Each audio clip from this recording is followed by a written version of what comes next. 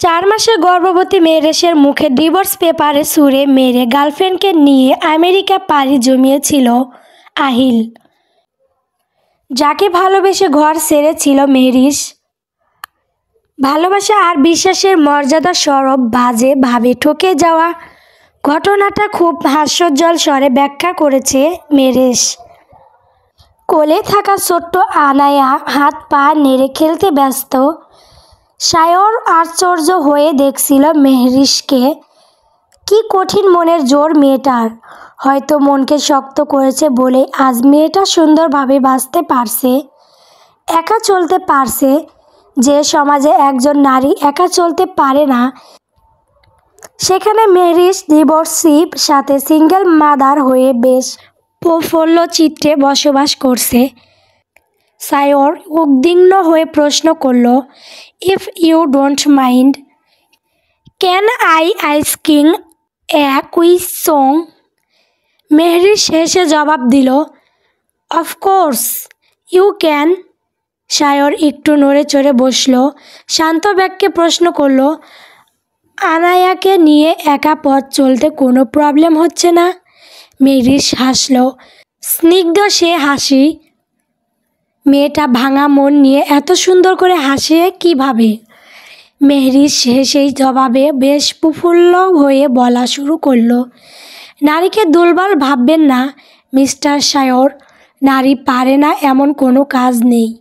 নারীর শখের পুরুষের জন্য নরম মাটির ন্যায় হতে পারে, আবার সেই নারী নিজের আত্মসম্মানে আঘাত লাগে জ্বলন্ত আগুনে পুড়ে নিজেকে শক্ত লোহার ন্যায় গড়তে পারে।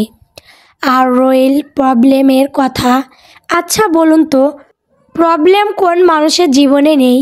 বিল গেটস থেকে শুরু করে প্রিন্সেস ডায়ানা অবধি সেখানে ভালোবেসে ঠকেছে। সেখানে আমি মেহরিশ ঠকে যাওয়াটা কি খুব বিস্ময়কর কিছু? বিল গেটস, প্রিন্সেস ডায়ান, এদের জীবন কি থেমে আছে? তাহলে আমার জীবন কেন থামবে? আমি শুধু এগিয়ে যাব। পিছনে ফিরে তাকালে মানুষ দুর্বল হয়ে যায়। তাই যখন থেকে বুঝেছি আর পেছনে তাকানো যাবে না, তখন থেকে সামনে এগিয়ে যাওয়া শুরু করেছি। আমি কেন একজন ব্যক্তিহীন পুরুষের জন্য আফসোস করব? বরং নিজের ব্যক্তিত্ব এমনভাবে গড়ব যেন যে আমাকে ছেড়ে গেছে সে আফসোস করবে। অল ওকে। সায়র হেসে ফেলল।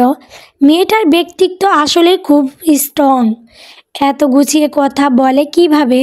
কোনো আফসোস নেই, রাগ নেই, অভিমান নেই, অভিযোগ নেই, আছে শুধু বুক ভরা অদম্য ইচ্ছা শক্তি।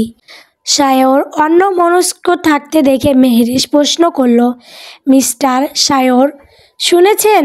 সায়র নড়ে চড়ে বসল, হেসে বলে উঠল, I like your personality Mehrish. Mehrish হাসল।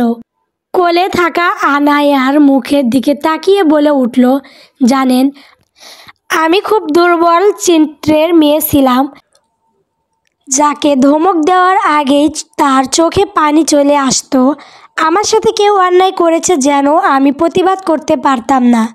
সবসময় একা থাকার চেষ্টা করতাম, কারোর সাথে প্রয়োজনের অধিক কথা বলার জন্য শব্দ খুঁজতাম। আর বেশি লোক সমাগম দেখলে তো আমার গায়ে জ্বর চড়ে আসতো। এইটুকু বলে ফিক করে হেসে ফেলল। পুনরায় বলা শুরু করলো, বাড়ি থেকে একা একা কোথাও যেতে পারতাম না, ইভেন কলেজ ভার্সিটি অবধি না। এতটাই ভীতু ছিলাম।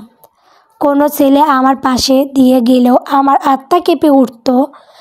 অবশ্য আমার এই ভীতু সত্ত্বর পেছনে এক ভয়ঙ্কর কারণ ছিল। সায়র প্রশ্ন করতে যেও থেমে গেল। মনে মনে ভাবল, প্রশ্নটা ব্যক্তিগত হয়ে যাবে না তো? যদি মেহরিশ মাইন্ড করে? আকাশ কুসুম ভেবে দমে গেল।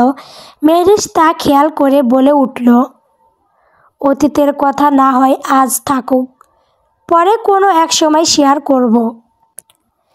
অতীতের সেই নরম ভীতু আমিটার জীবনে আহিলের আগমন ছিল বসন্তের মিষ্টি হাওয়ার মতো।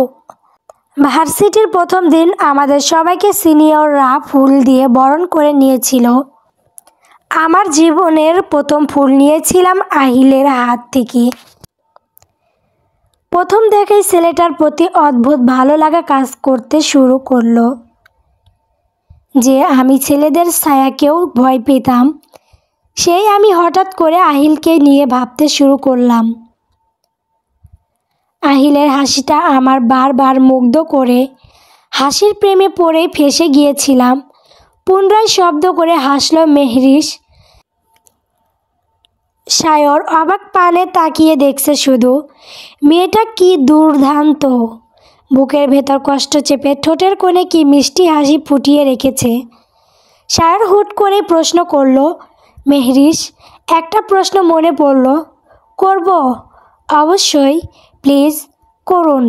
সায়র একটু থেমে কাঁপা কাঁপা স্বরে জিজ্ঞেস করল, আপনি বললেন আপনি যখন 4 মাসের ছিলেন তখন আপনাকে ডিভোর্স লেটার পাঠিয়ে আহিল আমেরিকা চলে আসে, কিন্তু প্রেগনেন্ট অবস্থায় তো ডিভোর্স হয় না।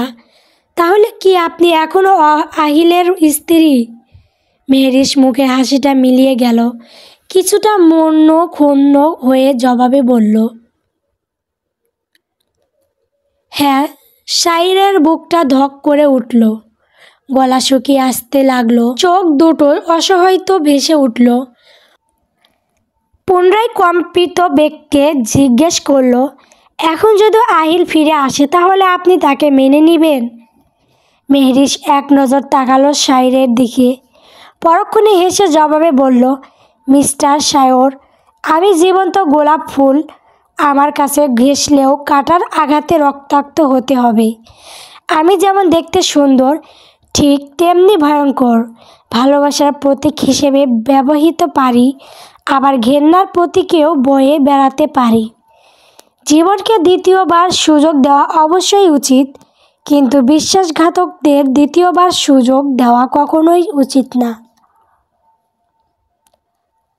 বুঝলেন? সাইরের মুখে হুট করে হাসি ফুটল। মুচকি হাসতে হাসতে বলল, আপনি খুব শক্ত মনের অধিকারী মেহরিশ। দ্বিতীয়বার জীবন সঙ্গীকে চুজ করতে ভুল করবেন না, আশা করি। মেহরিশ হেসে বলল, মানুষ পচা শামুককে একবার পা কাটে মিস্টার সায়র। আর হ্যাঁ, দ্বিতীয়বার আমার জীবনে কেউ আসবে না, কেউ না। পুরুষ জাতিকে ঘৃণা করি না। আমি জানি সবাই এক না, তবে পুরুষ শব্দটা আমার কাছে এখন অতীতের মতো আতঙ্কের। বলে উঠে দাঁড়ালো, অনায়াকে বুকে আগলে নিয়ে বলল, আজ আসি মিস্টার সায়র, ভালো লাগছে না। একদিন বাসায় চলে আসবেন, সব গল্প হবে। দাওয়াত রইল, আসবেন কিন্তু। সায়র আমতা আমতা করে বলল, আমি পৌঁছে দেই। মেহরিশ বাধা দিয়ে বলে উঠল, ধন্যবাদ, তবে আমি একা একা চলতে পারি না। মানে, আনায়াকে নিয়ে ড্রাইভ করতে প্রবলেম হবে না। হাসল, ধীর বেগকে শোধালো, আমি অভ্যস্ত। বলেই বেরিয়ে যাওয়ার জন্য হাঁটা শুরু করলো। রেস্টুরেন্ট থেকে বের হতেই বহু পরিচিত মুখখানা দেখে মেহরিশের পা থেমে গেল। চোখ দুটো কটর ছেড়ে বেরিয়ে আসার উপক্রম। এতদিন পর মানুষটাকে দেখে মেহরিশের বুকের ভেতর চিনচিন ব্যথা শুরু হয়ে গেল। কেন আসলো মানুষটা? কেন? জীবনে সব সুখ তো নিয়ে চলে এসেছিল, তাহলে আজ আবার কোন সুখ কেড়ে নিতে এসেছে?